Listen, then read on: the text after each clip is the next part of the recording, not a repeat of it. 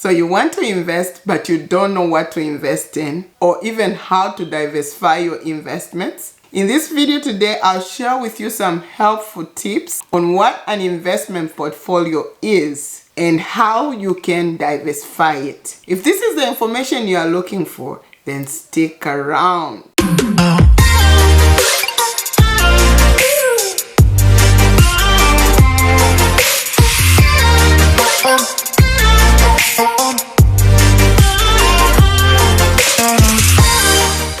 A portfolio is very critical to your success in managing finances. A portfolio is a collection of things you can invest in. It's a basket of assets that can hold financial securities such as cash, stocks, bonds, real estate, and so on and so forth. You can invest in a single thing or in a lot of things. In case we are meeting for the first time, I'm Charity from Boss His Money, bringing you tips on managing finances God's way and living a holistic life.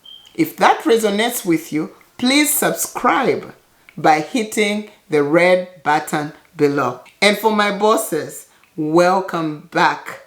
I really appreciate your patronage. I'm doing a 3-part series on investing for beginners. If you missed the first part, check out this video so that you are caught up. How was the investment portfolio created? Harry Markowitz started portfolio theory in 1952. He's an American economist who revolutionized the way that individuals and institutions invest by developing the modern portfolio theory, a groundbreaking investment theory that demonstrates that performance of an individual stock is not as important as the performance of an entire portfolio. At the time of this video, he's still alive. He's 95 years old. Have you ever wondered why the buying power of your money keeps going down? That's called inflation. With inflation, the value of money is lost on a daily basis. For you to keep growing your wealth, you should invest your money so that it grows. As the commodity prices are going up, your money is also growing. Inflation happens as prices of commodities increase, which causes the fall in the purchasing value of money. Just a few years back, $2 was able to buy a dozen of eggs. Now you need $5 and some cents for you to be able to buy the same quantity of eggs. Meaning if you kept $2 5 years ago, you cannot use it to buy eggs. But if you invested those $2, maybe by now it could be $10, then you can be able to buy 2 dozens of eggs. I guess you get the point why investing becomes crucial. Why is a diversified portfolio necessary? Investing in a single security can be very risky. Imagine if all your investment was in cash and that cash was in your mattress or under the bed like my grandmother used to keep her money, and then unfortunately your house catches fire. What's going to happen to your money? It's going down with the house. Worse still, if all your money was saved in a bank account and that bank closes. Like we've been witnessing lately, banks have been closing. It means you lose all your hard-earned money. To reduce risk, it is necessary to avoid a portfolio where all the securities are correlated, meaning all the securities are related, like the example of cash. All your money is in cash form, then you're going to lose everything. If you have all stocks, you should know by now that the stock market is volatile. Means it goes up and down. When it spirals downhill, then you lose your investments. We are also encouraged in the scriptures to invest in 7 ventures. Yes, in 8. You do not know what disaster may come upon the land. Ecclesiastes 11 verse 2. Actually, the idea of portfolios is from the Bible. And as a child of God, you need to know this. So the next question would be, where should I invest? Firstly, the main reason for investing is to grow your money. And because of that, you won't carelessly just put your money anywhere. You have to do the due diligence and invest in things that will give you a return for your investment. There are 3 recommendations that I can give you. The first one is that you clarify your financial goals. What are your financial goals? If your goal is just to retire and be earning $1,000 a month, then your kind of investment will be different from someone who wants to build a school or maybe build a hospital, because that person will require much more money. The second thing you should consider is how much risk are you able to tolerate?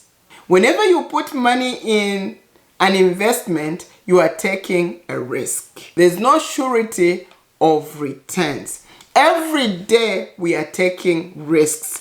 This is where faith comes into play. Just like you wake up in the morning and drive your car, that is taking a risk. You don't know if you're going to reach where you are going or not, but you take that risk. So why not take a risk with your money? We don't know which asset will rise in value.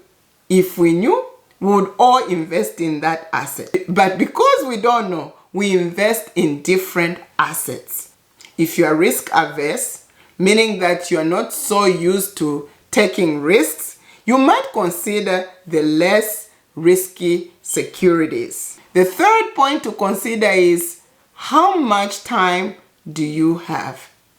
I know, it's not known who's gonna die early, who's gonna die earlier than the other. But let me give you an example. If one person is 70 years old and the other person is 20 years old, it's more likely that the 70-year-old might not have too much time to recover from a loss. Imagine if the two invested in the same security and they both lost the money. A 20-year-old would have more time to recover because by virtue of their age, they have many more years to actually lose and try to gain again as compared to a 70-year-old.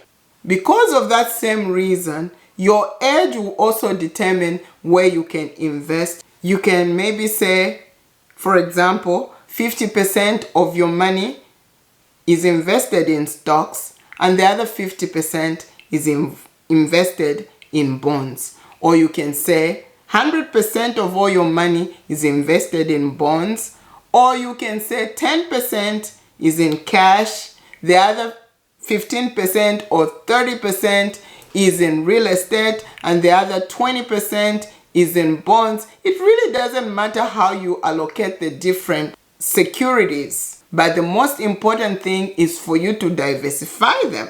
Don't put all your money in one basket.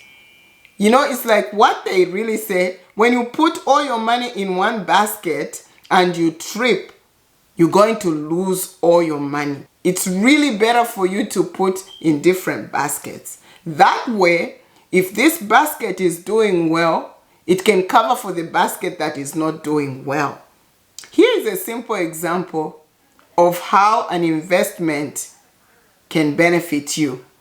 If you invest $100 a month for 20 years at the rate of 8% per year, you will get $58,905, which is almost $60,000.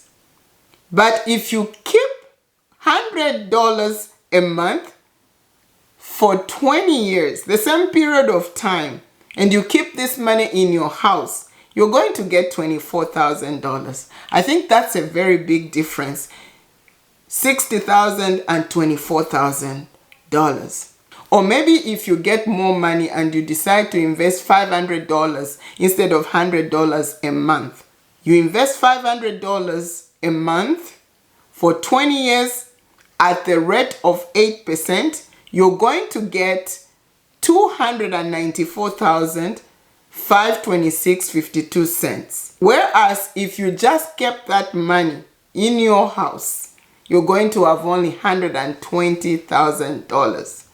And if you kept it in a bank, they might give you a 1% interest, if anything. I guess you get the point. Please leave me a comment. Which securities will you be investing in? Or which securities are you already investing in?